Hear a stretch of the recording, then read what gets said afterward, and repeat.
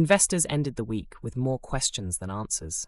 Currencies, bonds, and equities all moved through another round of mixed signals, and the core debate remains the same.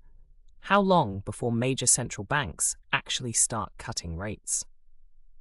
Currency markets are often the first place you see global anxiety show up. When investors get nervous about growth, they pull towards safer assets, the US dollar, government bonds. That pattern played out again this week. No single dramatic move dominated trading, but the overall direction suggested investors are still uneasy about where the global economy is headed. Bond yields stayed elevated, and that matters for everyone, not just Wall Street. When yields are high, borrowing gets more expensive.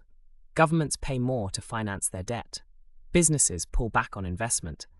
Households feel it in mortgage rates and credit card bills. Sustained high yields act like a slow brake on economic activity.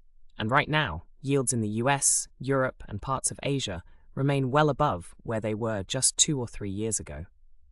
The question investors kept coming back to this week: when do central banks blink?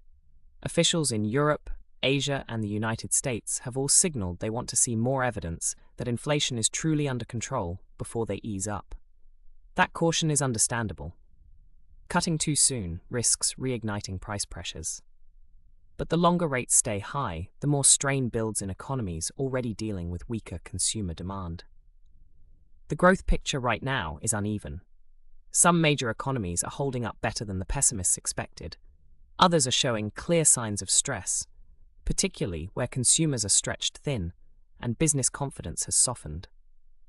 China is worth watching closely here. Its recovery has been slower and choppier than many anticipated, and that has direct consequences for global commodity prices and trade flows. When China's economy underperforms, it ripples outward. Stock markets reflected all of this ambiguity. Some sectors posted gains, supported by corporate earnings that have been more resilient than feared, but caution kept a lid on broader rallies. The phrase you kept hearing from traders and analysts this week: higher for longer. The idea that interest rates may stay elevated well into next year, and that markets may need to reprice for that reality. The week ahead will bring fresh inflation data and likely more commentary from central bank officials. Those two inputs, price data and policy signals, are the variables the market is most sensitive to right now.